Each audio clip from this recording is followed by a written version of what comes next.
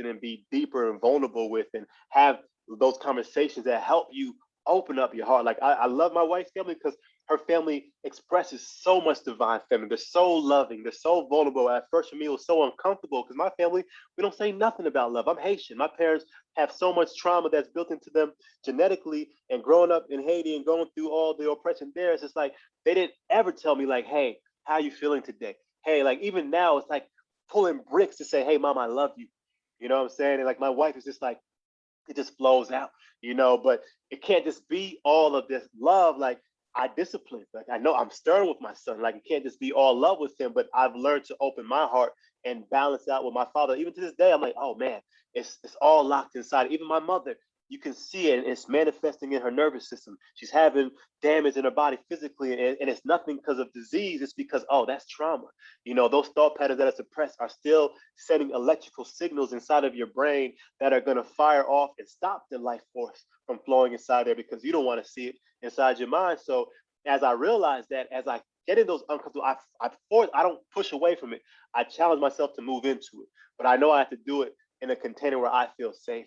Some folks could just jump head first, but it's just taking that time to naturally go into it. So how do I do it? In the simulation. I come into the meditation practice, right? And I allow myself to go through the experience of playing around the polarities of the masculine and feminine, and we're going to do a simple little 3-minute practice just to kind of embody it, because intellectually is great, but this kind of stuff, it has to be felt. And as I go into my simulation, as I get myself grounded and centered, I begin to watch my breath. That's the passive approach. That's the me cultivating some of that feminine energy that helps me find balance. But then I consciously control the breath, and that allows me to understand that more direct force of breathing. And in that, then I go into the mind, right? And as I go into the mind, I consciously bring up experiences, challenges. And for me, it's vulnerability. So I realized, like, I go through my childhood. When DMX passed away, I played his whole album, but I was flashing back. Oh man, my parents were arguing like crazy at this time. Oh man, I was just suppressing. We just moved to the suburbs. I was pretending to be something that I wasn't. And I was like, there's a lot of things that I haven't even healed around my time in 6th grade. And I had to feel that, because what did I do? I went outside to play basketball. What did I do? I went in the backyard to play football. What did I do? I grabbed the video games, and all that was flashing back. And I just started breaking down in nature. I just started to cry. And I'm like, wow, there's so much, because my heart is not closed, but I have developed a toughness where that I've been able to feel that level of pain and be okay with it. And for me to climb the ladder up higher, for me to have more awareness in my dream state, for me to have a deeper intuition, I have to knock down those walls, because I'm recognizing, as I felt more of that love, as I challenge myself to say, Mother, I love you more. I do it in the meditation first, because your mind cannot distinguish between what reality is physically in this moment or even in the simulation. And it's like, man, you have to allow yourself, because when you do it in the simulation, you can push yourself to your limit. If it happens in a space where you're not safe and you're not feeling grounded, that you're not in control with, it may trigger you to go into that reactive state.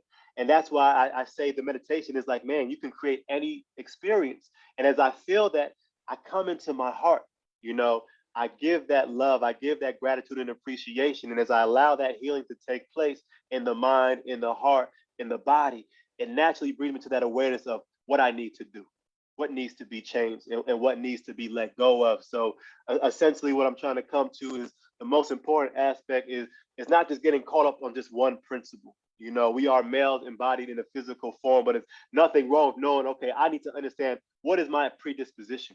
Where is my energy at? And how do I operate in the most authentic form, not what I was told I should be and should not be?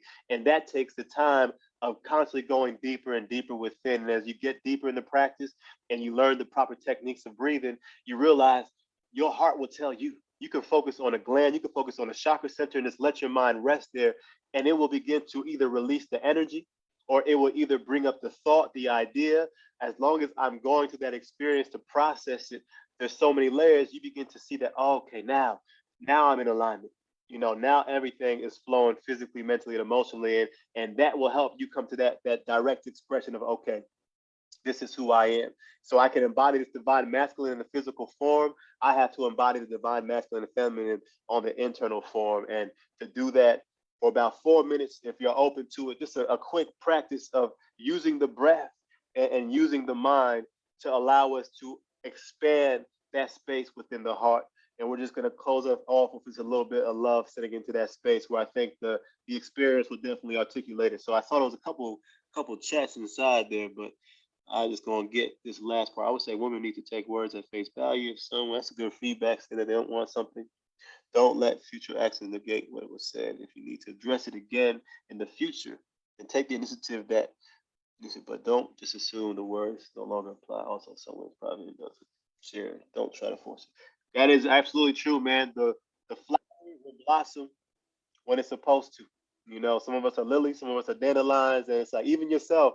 Like I sometimes want to like be a GMO seed and just force the growth, but it's like nature has its own unique way of allowing things to unfold. And the real thing is, can I accept my partner for who they are? You know, am I allowing myself to really grow? And if I can, if the resistance is that strong, the poles will just magically just push itself away.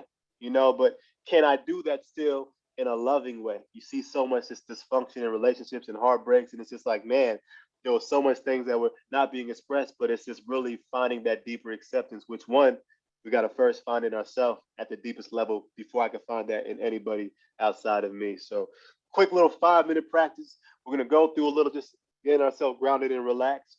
We're going to use our breath to heighten our energy and raise the prana, the life force of vitality. And when that happens, I have this Muse headset, and you realize you go from the beta state to the alpha state, and certain breathing techniques for a certain amount of time bring you into that theta state. And the alpha is the subconscious mind. You know, the theta is the unconscious mind. And that's where you're able to just lower it deeper into yourself. And then you like Google, you type in the query, show me something that needs to be healed. Or if you know exactly something that you've been dancing around, you type that query into your consciousness, and then you allow that simulation to take place. You give yourself the permission to feel. You learn to relax when the tension comes up.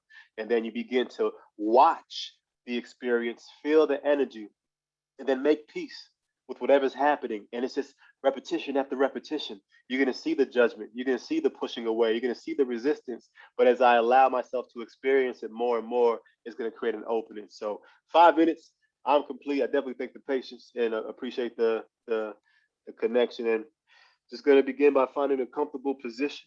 I always say it's best sitting at the edge of your seat. That way you could tilt the hips forward just a bit and allow that natural curve at the base of your spine to lengthen the back, because that's the Jet pillar. That's where the Jedi come from. It's from the flow of energy that can move up and down your spine, the life force. Now, once that spine is up, try to sit up just a little bit taller. You can place the hands down on the lap. Begin to relax the shoulders, relax the jaw, relax your face, relax your forehead, and even soften that space in between the forehead. There we go. And if this moment, there's two options. If you feel comfortable, you know, to go deeper into the experience, I invite you to close your eyes. If not, you can let the eyelids just be a little bit heavy, just enough to minimize the distractions around you. But keep that head and neck sitting up nice and tall. And as you're resting here, the first thing I want you to do is just notice. Ask yourself, how do I know I have a physical body? What are the sensations that connect me into this space? What do I feel? What do I notice? What can I connect to? And just notice the quality, the condition of your physical body. How heavy, how soft? Is there any tension, any tightness, any discomfort? And as we're doing this, the mind may move, different thoughts may come up. That is natural. Acknowledge it. But as soon as you can, direct the awareness back into your body. Notice your legs, notice your tailbone, notice your back, notice your shoulder. And allow the entire body just to soften, to relax at least 1%. And from here, let's just shift our awareness into our mind just for a brief moment. But we got to check in. We got to know, where is this space at in this present moment? And just notice the nature of the thoughts, how fast they're moving, how slow they may be moving. How clear are my thoughts? Are they a little bit cloudy? Are they positive? Are they negative? Are they in the past? Are they in the future? Or am I here now? And then from here, we're going to just shift the awareness and move it into our heart. No matter what thought comes up, acknowledge it. But our job is not to attach to it, and doing our best not to judge anything that arises. and giving yourself that permission to feel. We spoke about that feminine component being that bridge to bring balance to that masculine force. How open or closed is this heart center? How heavy or light? And then put a smile on your face. Direct the energy of that smile right into your heart and become curious. What do I feel? What am I connecting to? What do I notice? And then give gratitude, appreciation, love for anything that's relevant to who you are. And then from here, we're going to inhale nice and deep in through the nose. Sigh it out. Deep breath in. Sigh it out. Inhale, deeper, steadier, longer. Hold it at the top. Bring the focus inward. Exhale, sigh it out. A little bit more audible, a little bit more force, a little bit more power. We can use this masculine principle in our breath to raise the energy, to strengthen our ability to feel. Do that for a few more rounds. This time, try to bring the breath a little bit deeper into the body. Try to expand the stomach a little bit wider. As you get to the top of the breath, hold it. Notice where the mind is going. Bring it back inward. Sigh it out.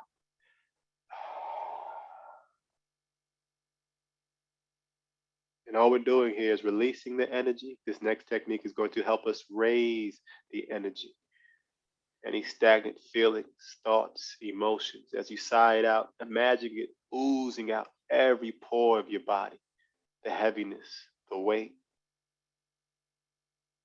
the stress, the anxiety. And as you exhale one more, let's come together as a community. Inhale nice and deep. Hold here. 3, feel the body. 2, notice the mind. 1, sigh it out, release that energy out the heart. Hold it at the bottom. The second you get that hunger to breathe, hold it for one more second. Challenge the self. Feel the pressure. Inhale nice and steady. Breath is natural. And bring the awareness back inward. Can I feel the energy within the body? Can I notice more space within my mind? And when I move into my heart, what do I feel? The goal is to slowly begin to open this space, to allow that feminine principle to naturally show us the balance we need. Last breathing technique, okay? This is going to be a 3-part inhale and an exhale long and steady out the nose. We're going to breathe in. Exhale out the nose, nice and steady.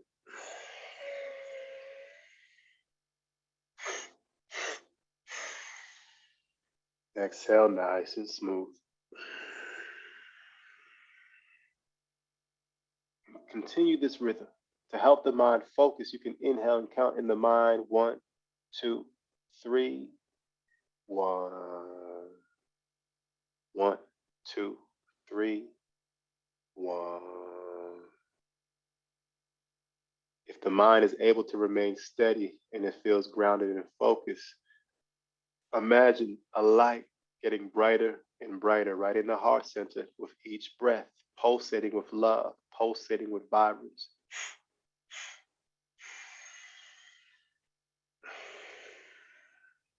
And as you exhale, imagine that light removing itself out of every pore of your body, spreading into all 4 corners of the room that you're situated in. If the mind is moving at a fast pace, use the count. If the mind is able to be steady, use the mind to harness the prana, to program the prana consciously, leaving the essence of your energy shared and spread onto every wall in the room that you're in.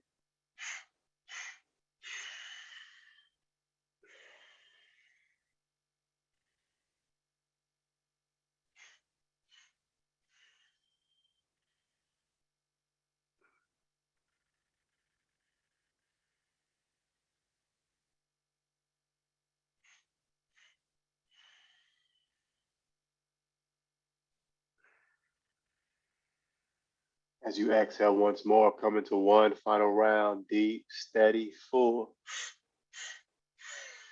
Hold it at the top. Feel the heart center. Bring the mind inward. Exhale big, sigh out. Release that energy to expand beyond those four walls, beyond your household, beyond your community. Hold that breath at the bottom. Feel the emptiness. The second you get that hunger to breathe, hold on for one more second.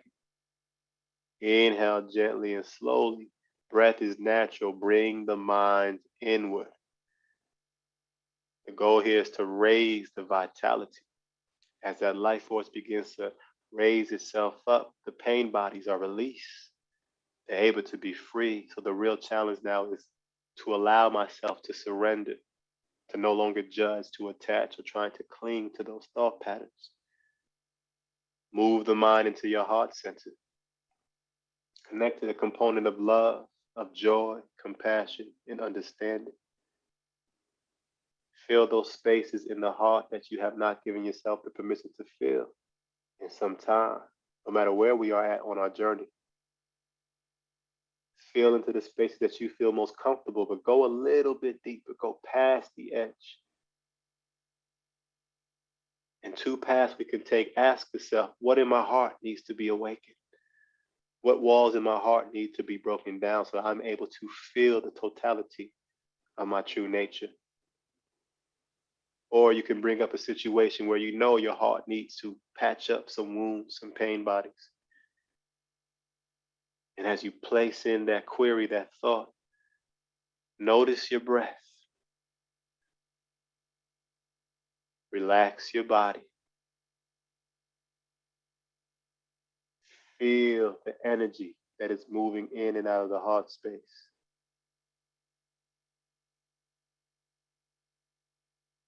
Watch the stories, the dialogues that is playing inside of the mind.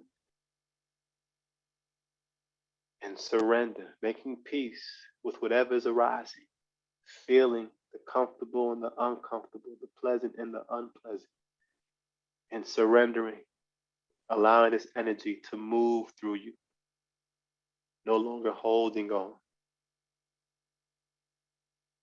Put a smile on your face, send that smile down to your heart. Allow that love to amplify, allow that love to expand itself, and let that energy vibrate into every cell of your body. Feel this energy awaken inside every organ, your heart, your lungs, your intestines, your kidneys, your liver, your spleen, your pancreas, testes. Feel this energy awaken inside every muscle, every bone, every inch of your skin, resonating with this feminine principle of love, of light.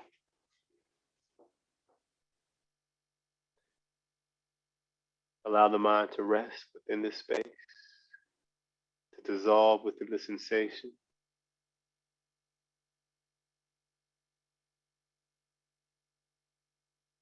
Take a deep breath in. Big sigh out. Begin to move the fingers, the toes, the ankles, the head, the neck around slowly. Shoulders up and down. Bring some physical awareness and sensation. You can begin to tap the right arm on top of the left arm, just going up and down towards the chest, side body.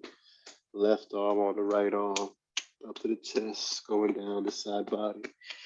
Tap on the belly, tap on the heart center. Fingertips on the neck, fingertips on the chin. Feel every sensation. Cheekbones, the forehead, the scalp, back of the head. Allow everything to soften. And when you are ready, softly, slowly, open your eyes nice and steady. When you are ready, and don't label anything around you. Feel the essence, the presence. Allow your mind to slowly integrate back into this world. Just take a moment to reflect. What did I learn from this experience? How do I feel after this practice? And what can I continue to work on beyond this space to awaken a more divine individual within me? You know,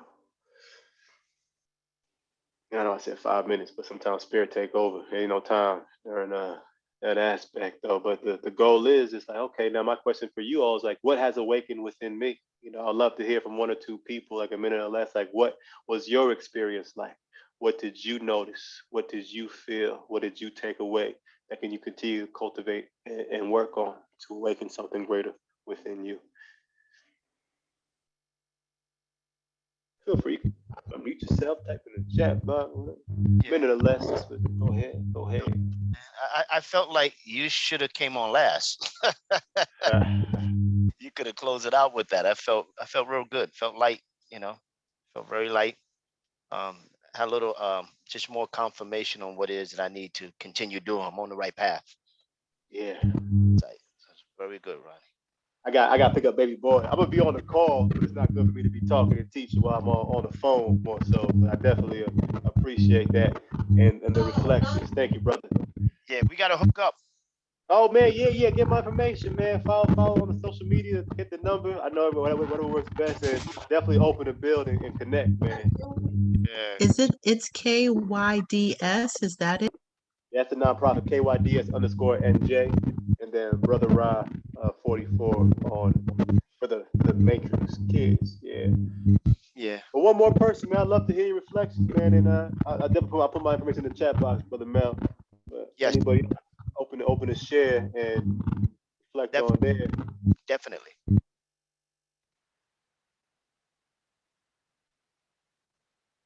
Anybody else? Right in. Samantha, I know you're here. Good to see you. Sometimes silence is the best response too, but to bring it up, got a little reach out, get the little. It features a 3 times faster Wi-Fi experience. Now available in the Optimum Zoo Gateway 6. Hi.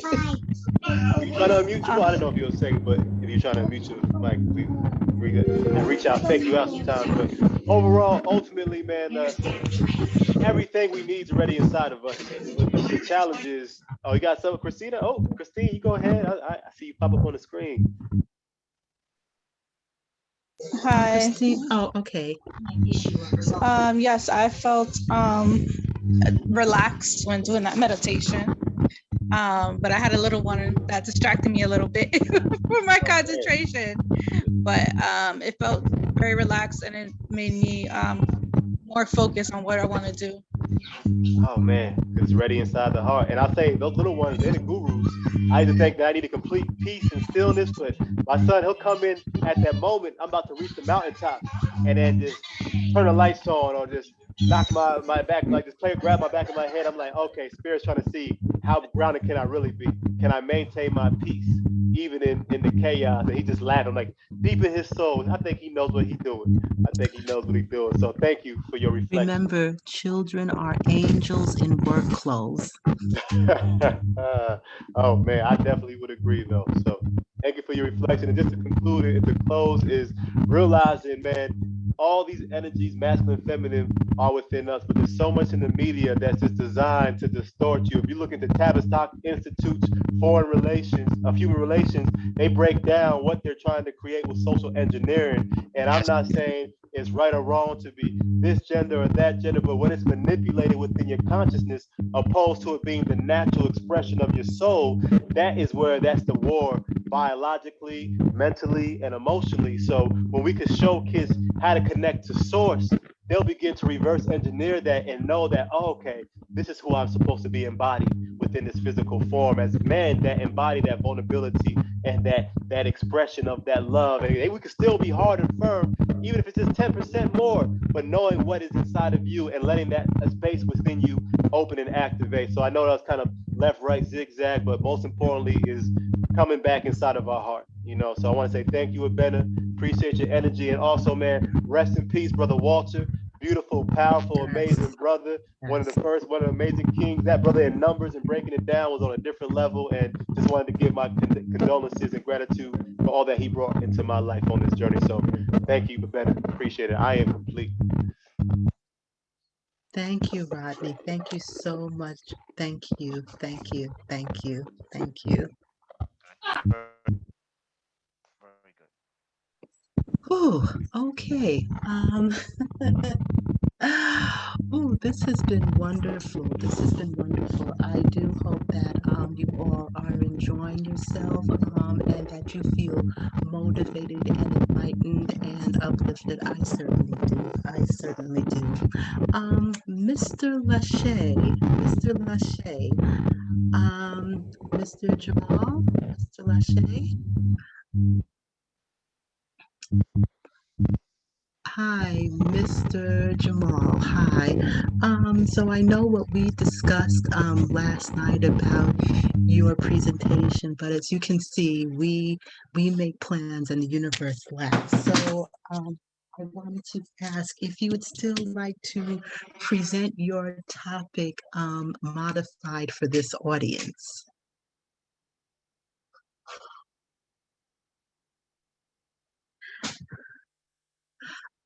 Jamal? Jamal?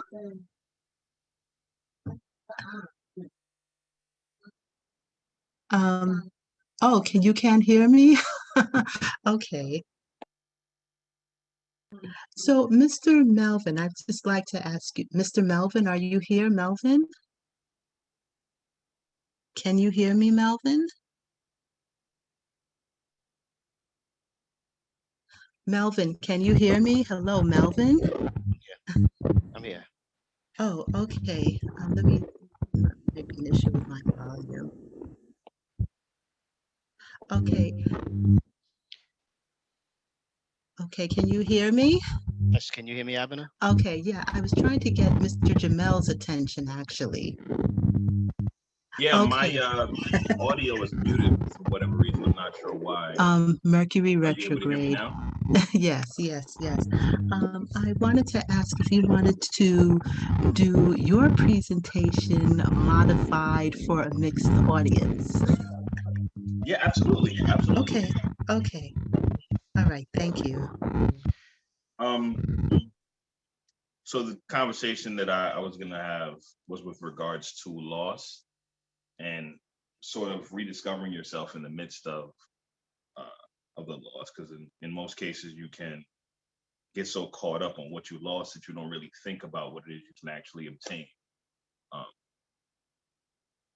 Using my own example for using my own life experience, for example, I was with a woman for 15 years, and we recently just parted ways. And it was really rough. It was really rough. I found myself kind of scatterbrained and not knowing exactly what direction I wanted to go in, because I found my purpose in the labels I wore under that umbrella. If that makes any sense. Um, I was a dad. I knew my purpose was as a dad. I was a husband. I knew my purpose was as a husband. I didn't know what my purpose was and what it was I was supposed to do as an individual. See what I'm saying? I went straight from being a high school kid to dad and husband. There was no discovery age or phase. And here I am now making sense of things. One of the biggest things that I've observed about myself in the midst of all this is funny that we just had that meditation, because I never stopped to think about how I felt in the midst of all of the things I thought my purpose was outside of me. And it's also more interesting that he stated everything that we need is within us. It's inside of us, because I projected what was supposed to be found within me onto what's outside of me. You see what I'm saying? Which caused me to be confused and foggy as to what it is I was supposed to be doing. One of my biggest takeaways, especially from that, is to being more, that meditation, I mean, is being more self-aware. Being more self-aware. I mean, being cognizant, literally cognizant of both yourself, physically, mentally, emotionally, spiritually, really taking into account where you are, what you feel, who you are, why you are. You get what I'm saying? Those things we tend to forget, and we get so caught up. Speaking for myself, I got so caught up on loss that I genuinely felt like there was no more. As a man, speaking, I'm a traditionalist to some extent. I got to provide, protect. You see what I'm saying? To that effect of being a man. So when those things were taken away, that when that loss was taken, when I was deprived, so to speak, um, I lost my responsibility. I lost my understanding of things, uh, and there was a lot of mischaracterization of my direction and where I wanted. I genuinely didn't even know if I wanted to keep working in the career field that I was working in after everything kind of went down. The dope thing about it is, in the midst of everything being removed and the table being cleared, so to speak, I now have this blank canvas. I have this really big open space. This really big open space to kind of let's say redecorate or to reconstruct. And instead of me looking at it, changing my perspective, rewiring my brain, like what Brother Melvin stated, I was so focused on what fell on the floor from clearing my table that I didn't stop to think that I could absolutely reset the table in a manner that's more conducive to me. You see what I'm saying? Like I stated earlier, I got so used to putting on Clark Kent that I absolutely forgot that I was Kal-El or Superman.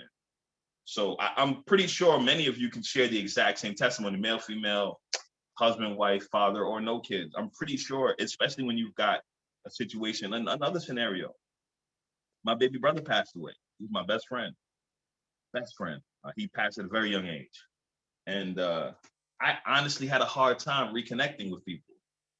I didn't stop to think about the fact that I could reconnect with people or connect with people in the same manner I did with my brother, with the same things that I loved doing with my baby brother. Instead, I felt, you know what?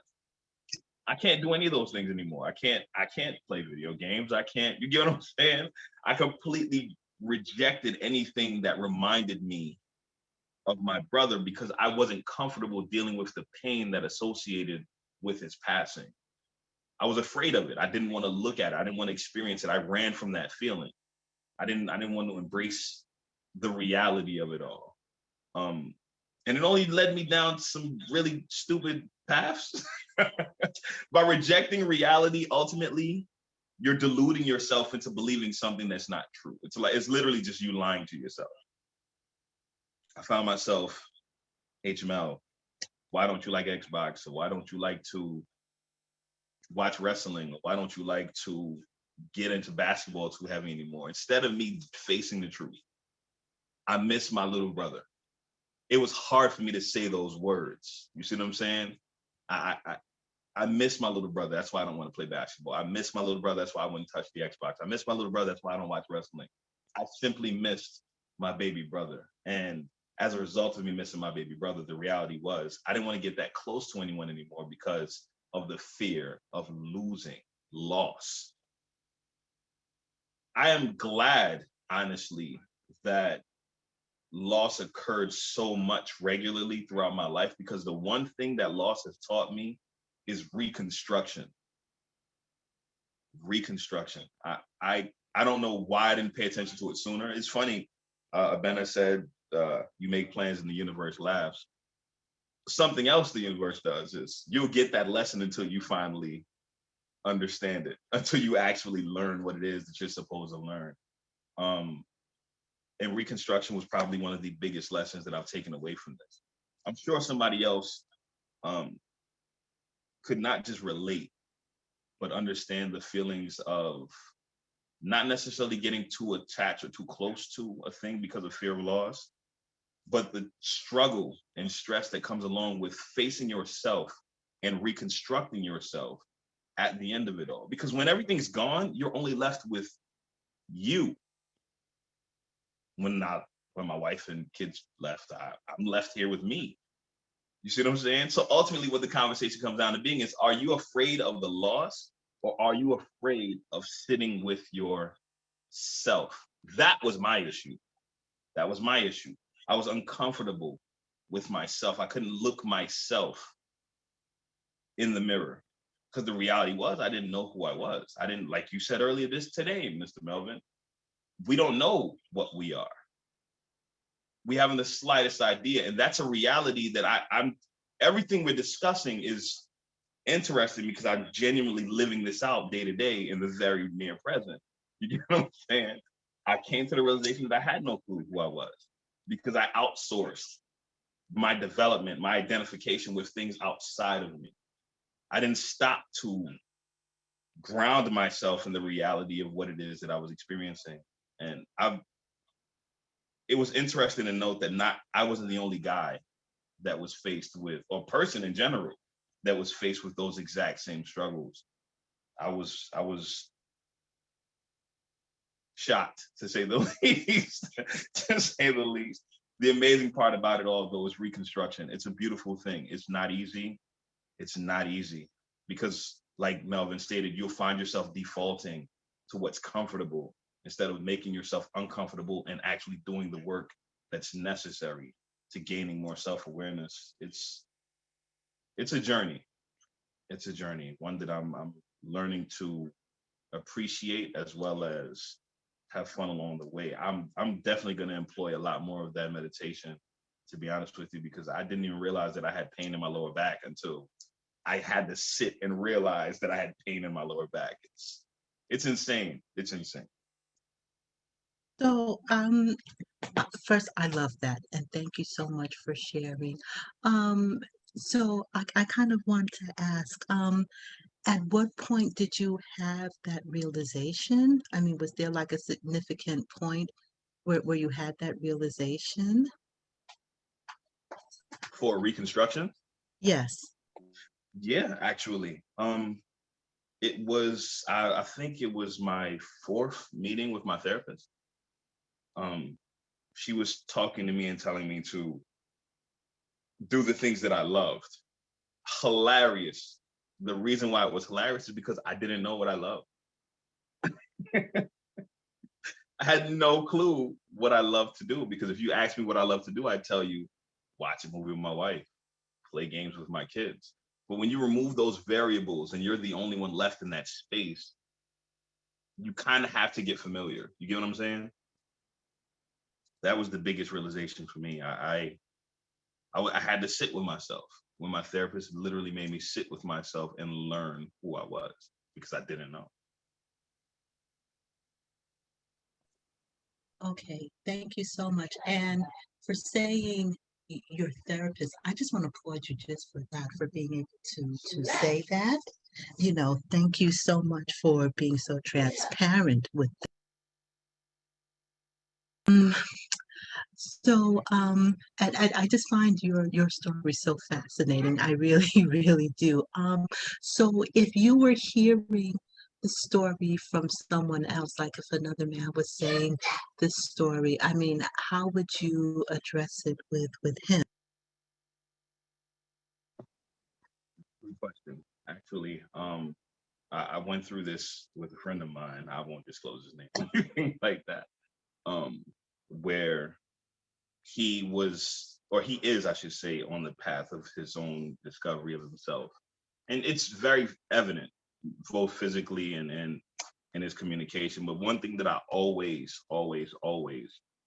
discuss with him and recommend is that he take time to really just sit with himself. Don't act on anything impulsively. I believe it's an artist. I cannot remember what his name is, but he has a rule about 72 hours. And I said, listen, sit with yourself and whatever it is you're feeling in that moment for at minimum 10 minutes, and really ask the question why for everything that you feel. For example, myself, and I would give this example to him as well, myself, when people would say certain things, I would trigger and anxiety would fly through the roof. I would wonder all these thoughts about whether or not it was positive or whether it was negative. Are they taking me wrong and things of that nature? I had to really stop and say, Jamel, look, you're responding on something that literally hasn't happened. That's all in your head. Stop for a second, breathe, survey the area for at least 10 minutes, and then respond. Don't be so impulsive to try to figure out what is and what isn't, because you could very well be wrong. Not only that, you could potentially cause harm to someone else for something that they absolutely had no clue of what was going on inside your own head. So I always recommend sit with whatever it is you're feeling in that moment for at least 10 minutes. And if it's a case of discovery and not wanting to face yourself in the mirror, I always just say be bold enough to look yourself in the eye. It's intimidating, it's unnerving to say the least, but if you can't, like I was talking to, I cannot remember his name, and I refuse to.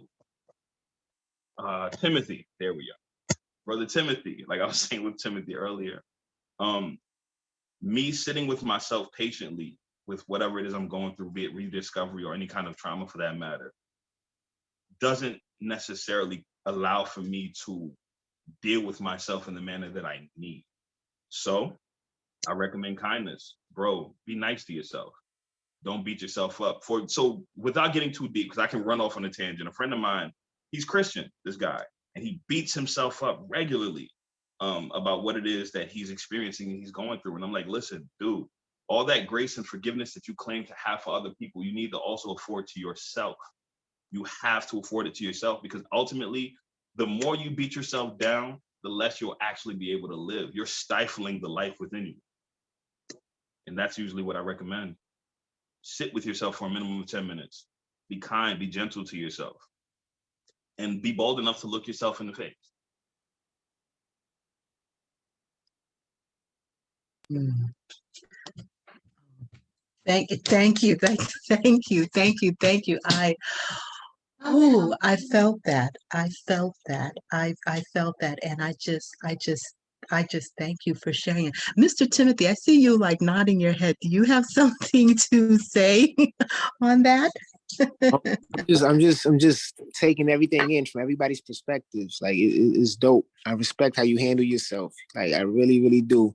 Not a lot of brothers handle themselves in that way. You know what I'm saying? And I respect that, man. Bless you, brother. Peace be with you for real, man. Big ups to you. That's basically that's what I got right now. I'm just listening. It's beautiful. You know what I mean? Thank you. Mr. Melvin, did you have any feedback, Mr. Melvin? Okay, I think I lost Mr. Melvin. I think there was some, so just kind of going back to just our whole discussion, I think there were some questions here earlier in the chat, and I'm not sure if this was addressed. Oh, Melvin, yes. I was asking if you had, anything, any kind of reaction to what Mr. Jamel was sharing, his wonderful transparency. I was all over the place. I was all over the place with my emotions. Because what you were actually experiencing was a tear of literally energy that you have formed into at one point in time. And I don't know where it's at in scripture, but it says, when two get together, they become one. They're talking about a connection of frequency energy. And so what happens is at some particular point in time, whether it's spiritual, whatever, something got in between. Something got in between that. And it started to separate those energy fibers to a point where they could no longer agree. And as whatever was got in between the two, caused your energy field of agreement to begin to disagree to the point where it expanded. And it was no longer, at this particular point, agreeable. Your brother, this stuff comes to me naturally. With your brother, when that separation came about, you also sent with him the idea of continuing to live life, because everything that you used to do was associated with you doing it with your brother. And if I could not do it with my brother anymore, I can no longer live life. But you two lost, that was a separation of a particular energy field. And as it got further away, the true essence of who you were began to remind you. Because every time you would say, and I kept telling myself, I say, mystery, who was the I? Who was the I that was talking to you? It was the true essence of who you were. not the connection on earth, not, but the true you. So yeah, I was like all over the place. And I mean, before we leave, I just, cause I had like some techniques that I want to share with everybody that can help them get over some of the stagnations or the hurdle that they're going through. It's called NLP. So that's all I want to say. Just you're good, my brother. Good journey, huh? That's it, Abner. Okay, thank you. I just want to take a moment to say, I wanted to do something for men because, as Melvin knows, in the past we did some in-person events for men, and we really enjoyed them. What we called the area where we had just the men, we called that the man cave. And I felt that was a sacred space, because I said I want to have a place where the men can just come and be amongst themselves and feel free. And I'm just like, okay, how did we recreate this, in this world, in this virtual world? But just thank you. I'm just like, ooh, I'm so full just with what everyone has been sharing. So I just kind of wanted to go back to the chat here. Okay, so we did have a question here from Christine, and I'm not sure if this was addressed earlier. Why do you think it's hard for men to show their vulnerable side? And that's a question for any of you to answer. Okay, well, so from my experience, it's hard for men to show their vulnerable side because men have been taught to not do that. We've been taught by other men we have to be hard, we have to be tough, we can't show weakness because leaders, as they want to say, don't show any type of weakness. They're always hard, they're always on point. But when you watch shows and movies, you like when they talk to their friends, that's when they show their real side. It's not always hard, and no, we're human beings. We forget that we're human beings. I think Jamel, you think you brought that up earlier. We are human. You understand what I'm saying? So we got to remember that we're human beings. Forget male, female. We're human beings. We're spirits. That's who we are first. Everything else came from earth. You understand what I'm saying? Those are opinions and thoughts. We create our own thoughts and opinions of what a man is. You understand what I'm saying? We have to learn to do that, create ourselves. And that's it. You could be a man that shows vulnerability, or you could be a man that doesn't. Now, when you do that, the trick is to continue to remind yourself, because you got 100 million people, shows, social media telling you the opposite of what you truly are. So this is a process you have to do every day. It's nothing that you're only going to do for 10, 20 years. No, you got to do it to the day that you die. Become who you are. Say who you are. Continue to be that person who you want to become. You understand what I'm saying? I know I went way off, but that's basically what it is. We're trained to be something that we're not. That's impossible. Mentally impossible. You understand what I'm saying? Because life happens. So we can't, we mess ourselves up from that. You understand what I'm saying? We definitely do. But yeah, I didn't mean to go that far off. Go ahead. Oh, please go as far and galactic as you need to. This is the space for it. Thank you. That's all I have. Mr. Jamel, Mr. Lashley, Mr. No, same person, Mr. Jamel, Mr. Melvin. Anyone else want to address her question? Go ahead, Jamel. You can go. So in the case of a man that won't express himself or become vulnerable, in most cases, there tends to be something preceding why he's acting that way, much like what Timothy said, or something traumatic that caused him to clam up. He doesn't want to open up and let anybody in. What's unfortunate about that is there's really no quick fix to it. And in the majority of cases, what I find is the best I can put it, you have more of a chance of catching flies with honey than you do. You get where I'm going with this. So if you're willing to be patient with your loved one, because it will take time, it just will. If you're willing to be patient with your loved one, I think it'd be best to chip away at that mountain until you actually carve a hole, through gentleness, expressing your vulnerability first. Putting it sounds like you're backing them into a corner, but I promise you, you're not. When you put your vulnerability out there, you got two choices that he's faced with. He's either going to reciprocate that energy or he's going to pull back. You understand what I'm saying? So I would recommend put him in that corner, chip away at that rock until you finally carve a hole in it by first preceding how he's going to react by being proactive with your vulnerability first. And just, it doesn't even have to be scheduled. It doesn't even have to be thought out. It could be randomly, hey, babe, you're doing real good at an NBA Live 2K. Or I don't know what it is. It could be anything. I would definitely proactively be more vulnerable with him and not seek to pull it out, but pour it in. The fear that comes along with that is that you could end up in a one-sided situation where you're pouring out and constantly pouring out, but not receiving anything back, which it sounds like you're already dealing with.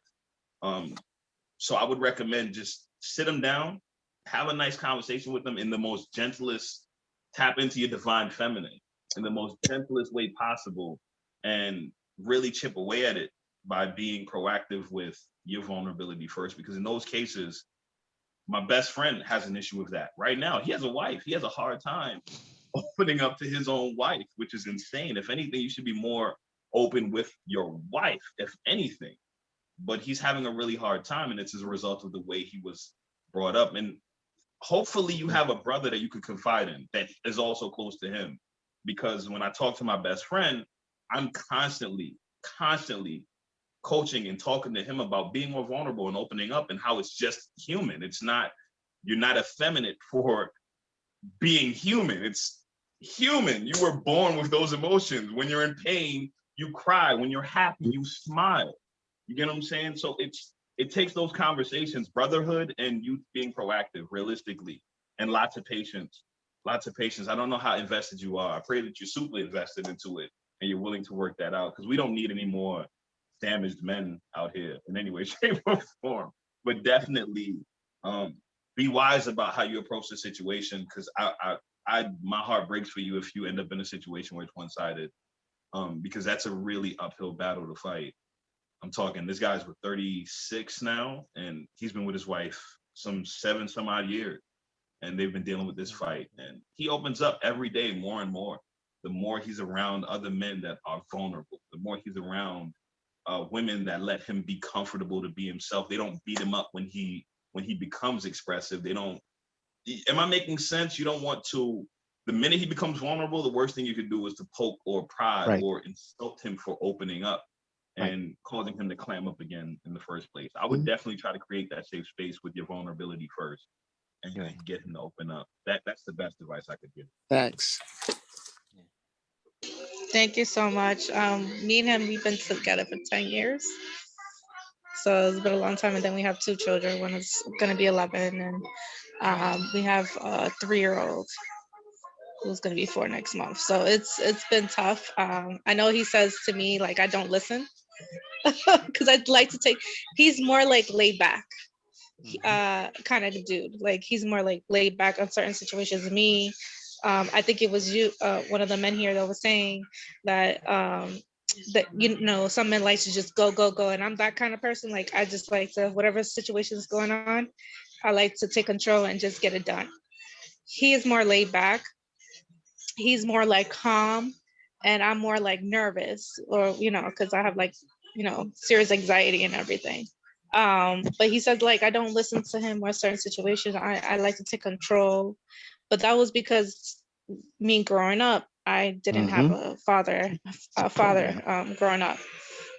So I didn't have a father. It was just females. My mother was a single mother, and she had helped, my grandma also helped raise me. I had my grandfather, but he had passed away early age at 7.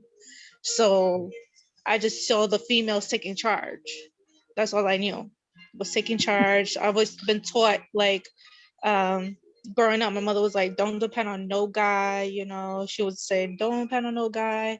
Don't, if you need to be by yourself, then be by yourself sometimes. Or, and so I would like, because she wasn't with my father. They had broken up. So I seen that, like, my thing is I want to be like connected to my partner and have the family whole. I don't like that separation. I don't like to see that separation where it will affect my kids and then not having a dad around. I would like for it to go that way, not be what I see my mother going through and how the family was broken. Right. Right. So I would like Have you to guys discussed therapy for him? um we discussed therapy, but I know I've had therapy for myself. He didn't wasn't he wasn't he wasn't more accepting of it, of going to therapy. So it's just like I just want to fix the issue of me trying to listen to him or give him more like the leading role as far as taking charge. And I think he'd be like, sometimes I need to step back and let him be the man. Mm. And sometimes it's hard for me to do that. To me was when you said you have anxiety. Yes. You said you have anxiety. It's funny because with anxious types, I'm speaking as an anxious type. So when I say I'm familiar with this specific thing with anxious types, when we think a thing or things don't go our way, we tend to be more proactive than we need to be. We actually go above and beyond what's actually necessary. What I'm saying by this, in the case of you say when you ask him to do something and then you do it yourself. There's a certain level of insecurity that comes along with you being afraid of it not being done or failing in some way, shape, or form. So you take matters into your own hands. And that is your anxiety, like you stated, which is dope that you're even able to identify it. I think you said you were in therapy, so that's a good thing. But try practicing identifying your triggers and actually controlling your anxiety in those moments. It's gonna take it. It doesn't sound like it, but from where I'm standing, it also sounds like you have vulnerability issues as well with trusting him to do what it is that you want him to do, which is why you pointed this out. You said you were raised by females, which is why you were used to taking charge. You're used to just doing things on your own, taking charge and things of that nature. Try exercising a little bit of trust and allowing for him the opportunity to do what you want him to do. Now, in those moments where he doesn't, that's where you communicate and say, hey, babe, look, I wanted you to do this. Of course, you want to be really gentle. You don't want to start a fire. Babe, I wanted you to do this and this, I'm a little bit disappointed. I'm not trying to beat you up. I'm hoping that we could try better next time, or we can do this again next time, or however it is. I trust you. And of course, you want to put sugar on top of, or a bandage on top of the wound that you just created. I trust you. I believe in you. I know you can do this. I'm just making you aware of how I feel and how the situation transpired. You get what I'm saying? That's dope. Yes. You should also try to another way to match his energy. So you say he's laid back, you be laid back. Like what Jamel kind of was saying, you know what I'm saying? Like you be laid back. So if you're laid back, all right, so basically what I learned through like just in general in sales and all of that, whatever, you can get a person, people will relate with you more when you're not foreign to them. That's like if you're from New York, you go to Miami, you see somebody from New York, like, oh, what's up? You don't even know them, but because they have that, you understand what I'm saying? So match his energy. Maybe he can probably feel a little more comfortable with you. You understand what I'm saying? Or it may to switch his energy now. You understand what I'm saying? It may do something with his energy. So like, like you saying, relax, fall back, you know what I mean? And just match his energy. He's laid back anyway, and just see what happens to that. Sometimes you gotta create your own thing. See what works. Oh, this didn't work. All right, let me try this. You understand what I'm saying? Do what works for you. Because that's how our ancestors created what we know now. The people who went to college, people who created the college never went to college. You understand what I'm saying? They figured out things on their own and they just taught it to others like we're doing right now. So that, another thing you could do is just find something. You know him better than anybody. You understand what I'm saying? Right. You know yourself better than anybody. So figure a formula out. Be like, all right, let me see if I can, and see what happens. Or if you haven't already, have just be raw with it. Have that open conversation. Like, babe, how can I get you to, or how can we, and be real? Because a lot of the times when relationships are like kind of crazy, it's ego, and it's like because nobody wants to really be vulnerable. They think they're right. You know what I'm saying? And then sometimes it's not even about being right. It's just about not being able to be vulnerable towards a specific person at this time or whenever. You know, sometimes you just gotta be raw with it. Like, yo, I in a nice way, don't, you know, whatever, but in that way, you know, finagle it, you know what I mean? Just be like, yo, blah, blah, blah, but be raw. Put your heart out there. You understand what I'm saying? Let him see if he puts his heart out there. Like Jamel was saying, you know what I'm saying? Just be open, you know? Be open, you know? Also, when he does actually fulfill what it is you want him to do, celebrate the life out of it. I know that sounds insane, but it's true. Like, it's almost, and I hate to use this analogy, but it's very true. It's almost like pets. Petting a dog on top of his head. More obedient pets, dogs and cats, or whatever the case may be. Good job. They'll respond more to the command when you give them a treat or a pat behind the ear. You know what I'm saying? They're much more obedient to that effect. So definitely try being more congratulative or celebrating him more when he actually fulfills what it is you want and desire out of him. Because that will absolutely make him want to do it all the more. Okay. All right. And can I give my 2 cents on this? Yeah, absolutely. Come on in. $1, man. Check this out. Listen to this. I won second place with this. It's a poem. Just listen to it. Relationship is something many people take for granted. We don't stop to think, so when we lose it, we get frantic. There is no right or wrong, usually a lack of communication. But when one gets upset, I'm taking a vacation. Far away from you and you, yes, for me. We try to psych each other out, but hey, don't you believe it? Because loneliness could take a hell of a toll on the mind, especially when you say, damn, that used to be mine. Now, for some darn reason, yes or another, they always look better when they're with another lover. I'm not a matchmaker, nor am I a critic. But if you got a good thing going, work hard to keep it. Now, at night, you try to sleep, but with no surprise, because the tears keep flooding them thoughts in your mind. Those golden memories and nights out of town, for a moment, you say, I can turn everything back around. But you should have thought about it when there was no stormy weather. Now, there's no one to talk to, no one to hug, no one to walk with, and no one to love. No one to share your dreams with you but you, because you spend too much damn time thinking only about you. Selfish. That's a better way of saying it. When you're a part of the same scale, you didn't evenly weigh it. Where there's handcuffs, there's also keys. And if one sleeps too long, the other will leave. So get off your high horse and pull yourself together, because there's always someone out there that'll treat your lover better. Relationship. You're both, whether you are married, that was the end of it. You're both are married. You're both are in a relationship. So whether you are married or not, you are in a relationship. A relationship is / business. When you're in a relationship, there are things that each partner is supposed to do to maintain that particular reality. You know, you get a chance, sit down and say, listen, let's draw out what we need to do and let's make it even and fair. Okay. This is what we need to do with the kids. Somebody needs to take them to school, whatever the case may be. Let's create a contract of what, not that you have to be bonded to it, but let's create a working formula so that everything can work smoothly, so that no one can say, hey, listen, I thought you were going to get to that. You know, why do I got to do all this out? So no, we're going to sit down and we're going to map this out so everybody know what it is that we're supposed to do moving forward. To the question of when the lady said, why are men, what was the question happening? Why is it so hard for men to open up? What was the question? Why was it hard for men to show their vulnerable side? Okay, a little bit of history. I'm 60, gonna be 62 this year. A little bit of history. There was a time before we got conquered, colonialized, where the men were men.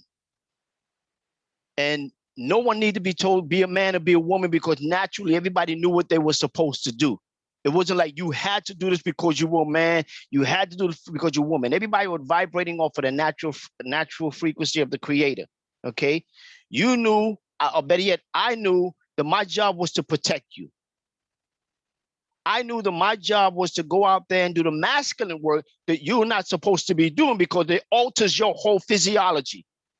It makes you hard. It makes you more of a protector. And then in your mind as a woman, well, I got to do all of this shit, so now I'm going to go to the gym and I'm going to start pumping up. You know, and you lay in the bed next to me, you got more weights than you got more muscles on you than I got.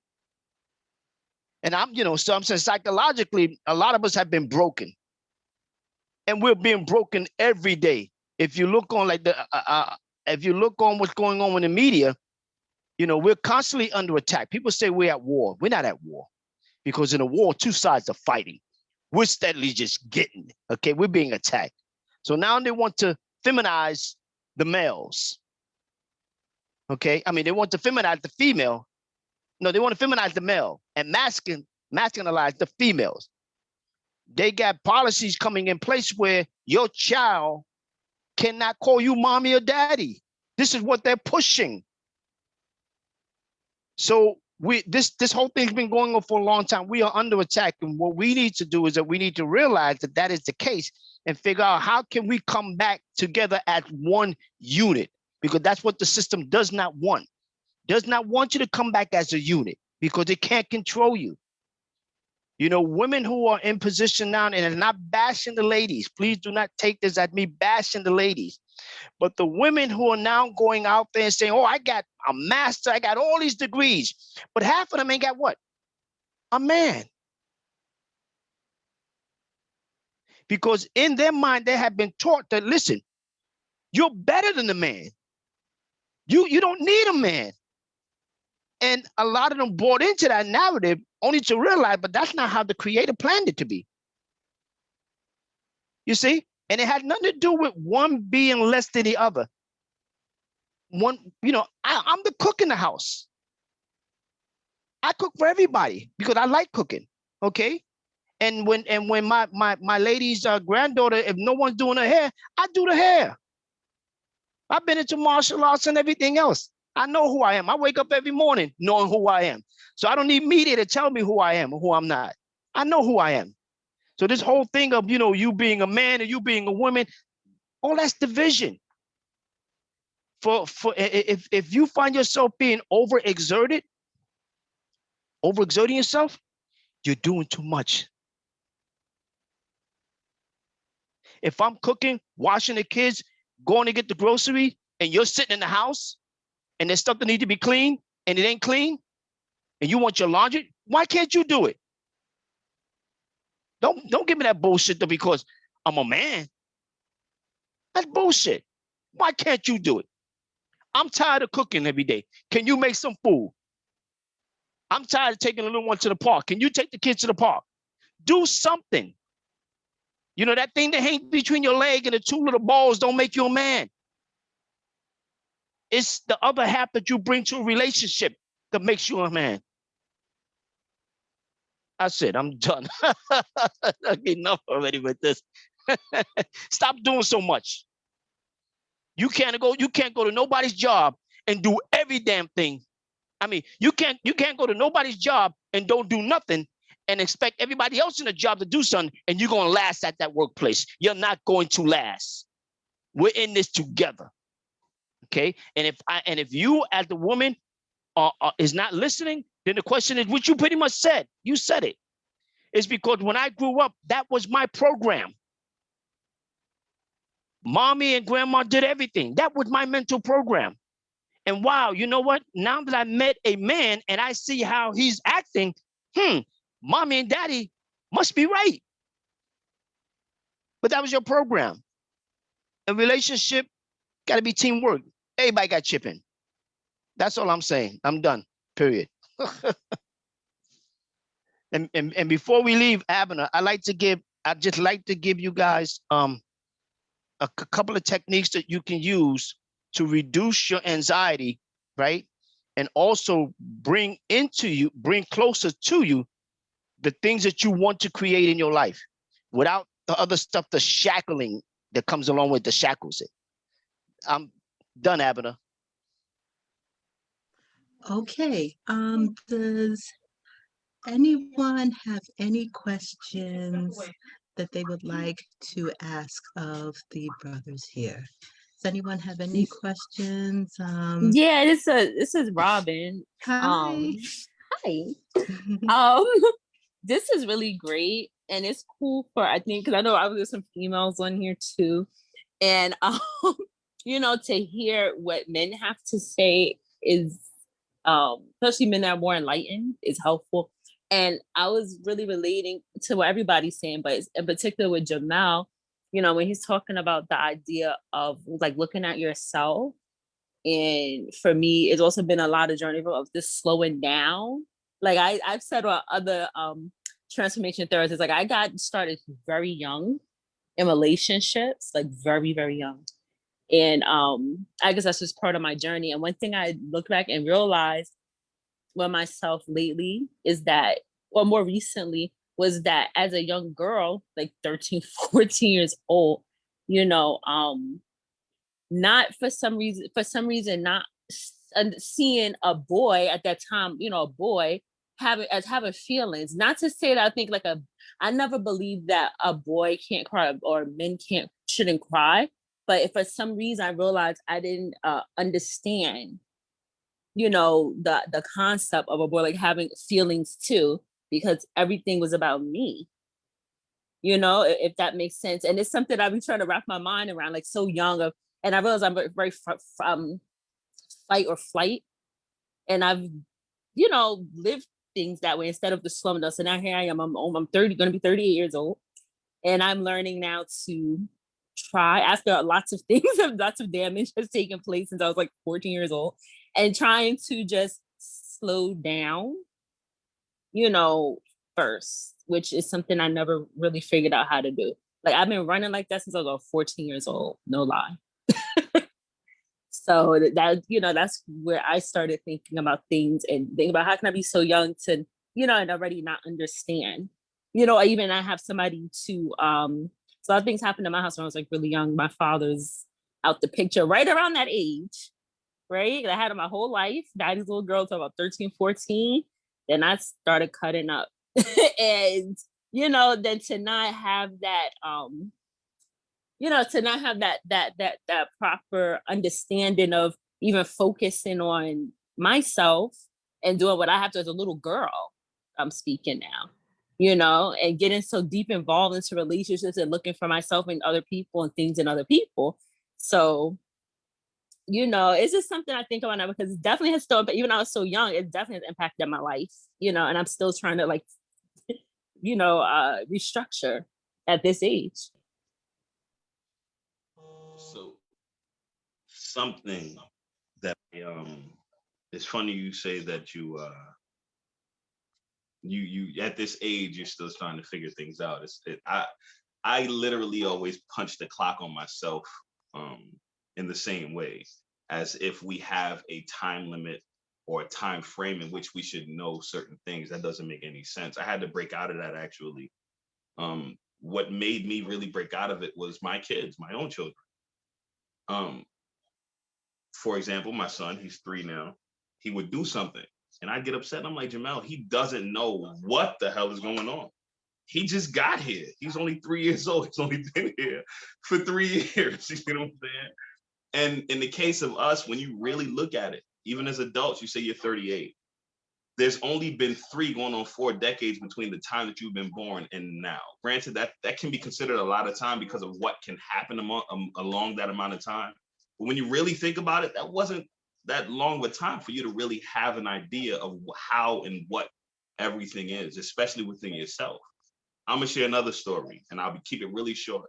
I found myself in relationships with women where they would always have self-esteem issues, and I would always be the one to try to fix them and make them believe in themselves and all these good things, right?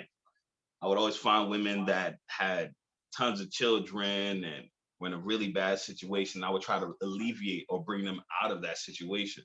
It was only recently, up until about 3 or 4 weeks ago, that I came to the realization that I was still a little boy trying to save his mother. And the reason why I said that is because, or how I came to that realization is because the very same things that I saw my mom going through, I was seeing in these women. And I was subconsciously trying to save my mom through alleviating the problem that these women were going through. At 34 years old, I came to that realization. The point that I'm making in all of this, there's really no time frame on figuring things out. I mean, there isn't. I don't know where we got that idea from as to why or when we should have certain things checked off. And I don't know where that came from. I haven't the slightest idea, but personally, it drives me insane. Did you know the founder of McDonald's actually didn't find McDonald's until he was like 60 something years old? He's like 60 something years old. It's not beyond us to now figure out, especially us as you're 38, you're a millennial, I think. You're considered a millennial. Keep in mind, our parents didn't even have the resources or access to things that we now have. So the things that we know, we learned from them. We literally picked up and learned their ignorance. You get what I'm saying? We learned their ignorance. They had no clue, and we learned from them what they didn't know, only to be thrown out into the world and have to figure it out on our own. And then beat ourselves up at the fact that we're now figuring things out as an adult. It just don't look at the time frame as something that's even valid. Personally, you're doing fine. You're doing just fine. You're doing just fine. Thank you. Jamel, can I jump in 1 second? Can you hear me? Yeah. You're literally behind me. I'm 62. And what I mean by that is that your experience on earth is you're kind of behind me, because as you mentioned, in terms of meeting women who were going through what they were going through, you tried to fix them. And what I realized that when I was doing that, I wasn't really trying, I was trying to fix myself by fixing them. I was under the illusion that if I can help them be better and help them do more, that it would make me feel good and I fix myself. So it wasn't until later on, as I had this epiphany, that you're living an illusion, Mel. You can't fix anything until you fix yourself. Facts. So this is, and to the sister who just spoke, right, is that everything takes time. Mm-hmm. Whatever you do, whatever you go through, whatever mistakes you may have made, by all means, do not beat yourself up. Yes. Do not feel guilty. This is important what I'm saying. Do not feel guilty. Do not feel ashamed. Do not agree with any of those negative potential creative frequencies that emanate through our being that constantly keep us feeling the way we are feeling, that is keeping us stagnated. We must learn to break that psychological contract with the mind of our past, because all we're doing is bringing that which exists in an illusional state into the current reality in which we live in right now. My hurt, my father leaving me, molestation, getting shot, all these things, they're a byproduct of our past. It's not possible that energy field can exist in the present moment unless you focus on it and give it attention. Then you start feeling it. Then you start seeing the image of it. And if there's taste and smell that's associated with it, you're going to get that too. But as co-creators, understand this, that in the same way you are constantly focusing on those things and bringing it back into your reality, that same creative energy you have, you can propel it and dismiss it. So my advice would be simply this. This is like what helped me, is that, you know what? Thoughts are going to come and go. That's just the nature of consciousness. They're going to come and go. The problem lies is that when they pop up in your head and you're like, yeah, I remember that shit. You know, this dude I was with 50 years ago, he was just no good for me. The next thing you know, your palms get all sweaty. You're getting a headache. You got pain running down the back of your neck. You got your cortisol released in your back. And then maybe 10 or 15 minutes later, you're like, damn, why am I still thinking about it? It ain't that you're thinking about it. It's just that when it popped up into your head, you looked at it. You gave it life. You gave it life, you know? So that's like one of the things. So how do I move beyond the hurt and pain that I'm living? Understand that, yes, it's going to take time, but remember, your past is your past. So what you do is, if you're going to focus on it, you take what was good from it, and you take what you know you need to learn to not repeat it. And then you come back into the present and create what you want to manifest in the future. But you got to keep doing it. You got to keep doing it. I don't know how much time we have, but guys, if I can give you this, if I can give you these 2 techniques, I think that they really help you out if you guys want them, right? This, in order to do that, what I need you to do is I need you to close your eyes for this and just follow what I'm saying. You really have to do this so you can see how the brain works. It's interesting, okay? So what I want you to do is just close your eyes, right? And then what I want you to do is I want you to hold your arm straight out in front of you, okay? And I want you to imagine that what you have in your arm is a lemon, okay? It's a lemon. Okay, somebody knows. Don't interrupt me, right? So right? It's a big lemon. And I want you to feel it. I want you to feel the lemon in your hand, okay? Now, what I want you to do is I want you to slowly bring the lemon, slowly bring it up to your mouth. See the lemon coming up to your mouth, right? I want you to smell the lemon, smell the citric of the lemon. Now, what I want you to do is I want you to take a big bite. Keep your eyes closed. Take a big bite out of that lemon. Bite it. I want you to chew it around in your mouth. Now, can anybody tell me what sensation they're feeling in their mouth right now? My mouth is getting watery. You're getting saliva. You're getting a built up of saliva in your mouth, right? Okay. Okay. Rock with me. Rock with me. Okay. Now, I want you to move that lemon back. Extend it back out to where it was. Okay. All right. Now, what I want you to do is I want you to imagine you drop the lemon and I just poured into your hand a bag of sand. You can feel the sand being poured into your hand. Now, I want you to slowly bring that sand that you have into your hand up into your mouth. Now, I want you to put as much of the sand as you can into your mouth. Put it all into your mouth. I want you to feel the sand in your mouth. You're feeling the grittiness of it. You're stuffing your whole mouth with the sand. How do your mouth feel right now? I'll be honest with you, I was repulsed at the idea of putting the sand in my mouth. But how did the sand feel in your mouth, though? If you were able to pull this off, your mouth will begin to feel dry. Okay? What is happening is that the brain does not know what is real or what is imaginary. The subconscious mind does not know what is real or what is imaginary.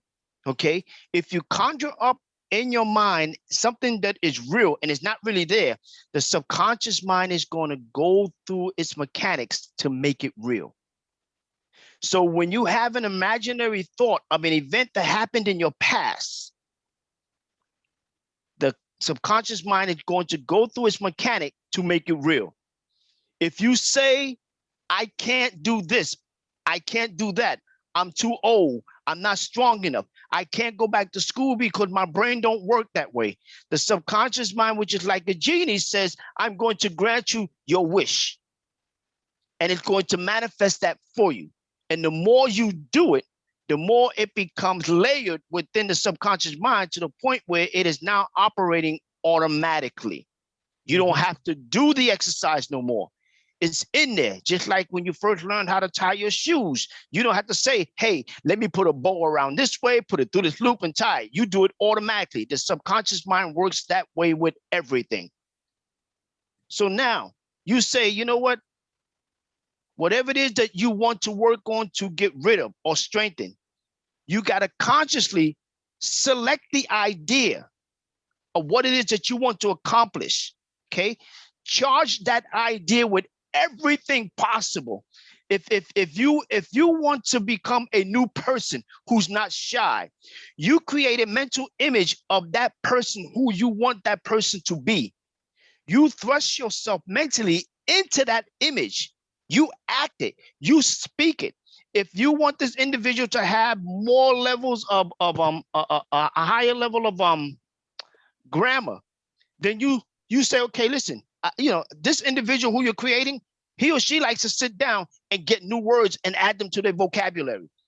When you walk down the street, like the children are a great example because they're always playing in what? The imaginary world. Who you playing with? Mommy, this is so-and-so. You as an adult, there ain't no damn body there, right? But to the child's mind, that person is there.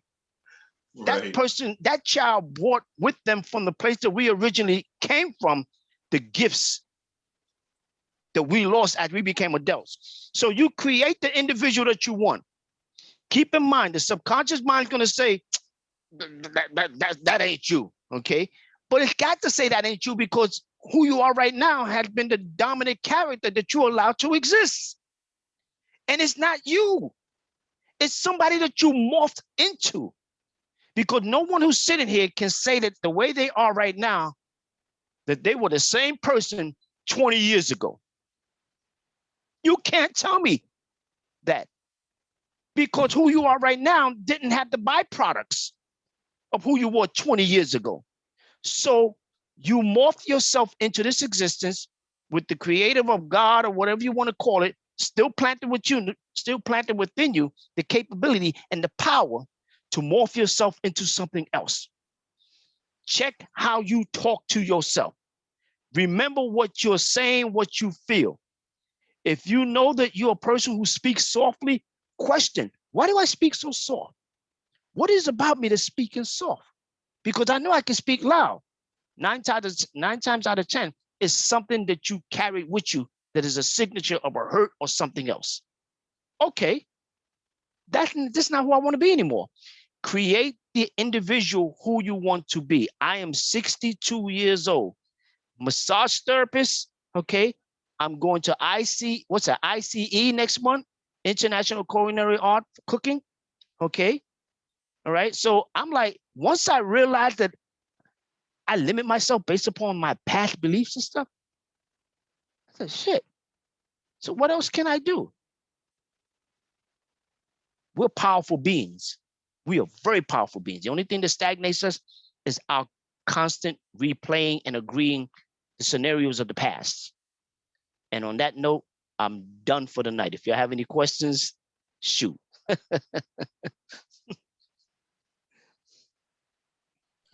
Thank you, Melvin. Thank you, Melvin. Let's go. Let's get out of this paradigm. Let's go. You know, living with them dinosaurs anymore. You know. I like the applause, Timothy. Miss Samantha. Is Miss Samantha, are Hey, you Miss around? Samantha.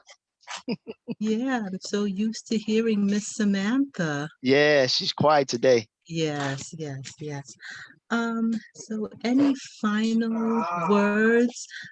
It's 9:08. I knew we were gonna go over, but any final words? Anyone wants to share? Oh, also please leave your email addresses here so I can keep in contact with you. And I think this is something that needs to be repeated. Yeah. This was just fabulous. Um, Samantha? Okay, yeah, I guess she's not unavailable. But yeah, Mr. Jamel, any final comments? Yeah, I'll leave with this. Please, please be kind to yourselves. Please be kind to yourself. Man, woman, everything that you can offer to someone else, you can give and afford to give it to yourself as well. Yeah. There's nothing stopping you from also affording yourself the exact same things that you can give to someone else. Forgive yourself twice as quickly as you would someone else. Give yourself patience twice as much as you would give someone else. Just be kind to yourself. Mr. Timothy?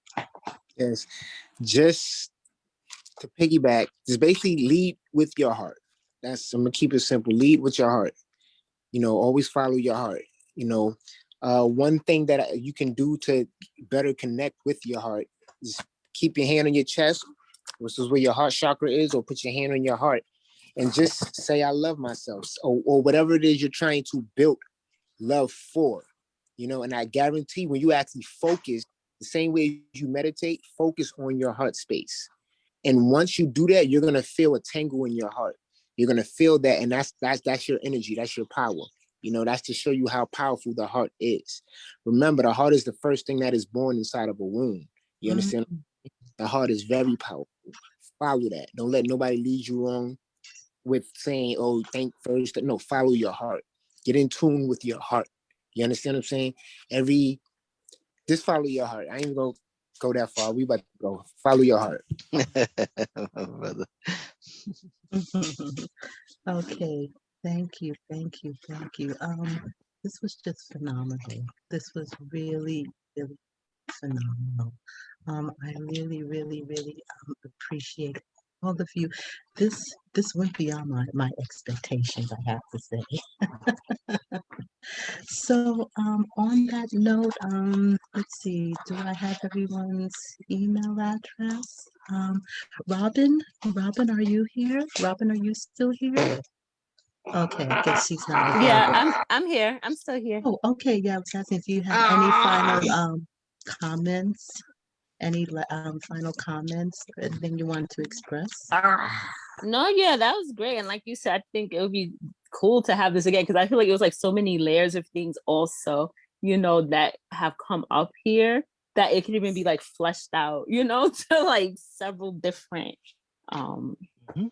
things. So it was really powerful, really great, especially I think to hear from males, to hear from men, it is different. Like you said, like the energies of the perspectives are different, because usually it's like women get together in space, which is always cool, but it's something different about that too, And I want to say that to all the women, right? We really love you, man. Any man that is displaying a sense of, any man displaying aggression towards you, in most cases, it had nothing to do with you. It's what they've been carrying that they have not learned to release. It's a hatred that they have inside, and you just happen to be the individual in front of them, But you can't be created by this one source, and the source hates itself as well. That's like a whole other conversation. Yeah. So, yeah, but you understand what I'm saying? Mhm. So Abner, remember this. And scripture says, greater is he, right? Greater is thee, which is the creator that is in he, which is the masculine principle that is in the world, right? Than the masculine principle that is in the world. So in other words, what you call the spirit, the soul, and everything else is greater than the physical form. We just fell asleep and believed that the physical form is greater than who we really are. You're a mystery. Stop living the illusions of your past. No more excuses, no more lies, no more blames. Let's drop that shit and let's move on. Let's start creating in the way that we're supposed to be doing. Peace. Abner? Swag. Yes, Samantha. Yes, I'm we're here. good to hear from I'm sorry. you. I was driving. I've been a little busy, but I'm not gonna take too much time. It was more so of a listening for me because I do have four boys that I'm raising, and I am a single mom. So it was more so this one for me was just to listen and take in the different information from the guys. And I do have a son that identifies with transgender. So like I got a lot on my plate and I'm trying to figure it out as far as like balancing the energy and divine. And like, well, as Melvin and Abner knows, like I'm getting really deep into it. So I'm looking at the diet. I'm trying to watch what we read. I'm trying to, control what's coming on the radio. Just I like meditating, like all of that stuff. So today was more so of let me sit back, see what the men have to offer, and just kind of take it in. And it was interesting to say the least. Samantha, you have my number, right? I do. I text you. Okay. You didn't text me back. Yeah, I just saw YES. Okay, that's it though. And Samantha, is all the way in St. Louis. Yeah, we got Texas and St. Louis. Yes, I was just about to say that definitely the virtual world is just making the world smaller and connected at the same time. So I'm really grateful for that. So it's 9:15, and again, I'm so grateful. I'm so grateful. I'm so grateful. Okay. Abner, you got an event on the 26th. Don't touch. Yes, an in-person event on the 26th. It's my cover photo. It's my cover photo on my page. Okay. I'd like to see some of you there who can make it. It'd be good. We need to do this more physically. We need to rebond because they spend so much time tearing us apart. Yeah, Mr. Timothy, I'm going to talk with you. Timothy, you're in the Bronx also? I'm in Harlem. Oh, you're in Harlem, Southern Bronx. Yeah. Southern Bronx. Okay. All right, everyone, from the bottom of my heart, thank you. I did record this from Rodney's session on, and it is streaming on my Facebook, so I will tag everyone. Thank you. Rodney. All right. Just hope to see you again, because I think we definitely will be doing this again. Rodney, you got your I'm sorry, folks. Or anybody, if anybody wants to reach me, you can reach me at Zookeeper. Zookeeper what? Zookeeper 2159 at Yahoo. Wait, let me put that in there. Zookeeper 2159 at Yahoo. Code word. 21. No, Yahoo. Code word. Zookeeper. Yeah. Zookeeper 2159 at yahoo.com. Is that it? I just put it in there. Is that it? That is, yes. You can use code word, the mystery. And Mr. Jamel, what is Jamel? What is your email address? Mr. Jamel? It's facts only at gmail.com. That's FAQZ only at gmail.com. If you have a hard time, you literally can just Google j.faqz and my entire life will come up. Can you can you type that? I'm not going to remember that.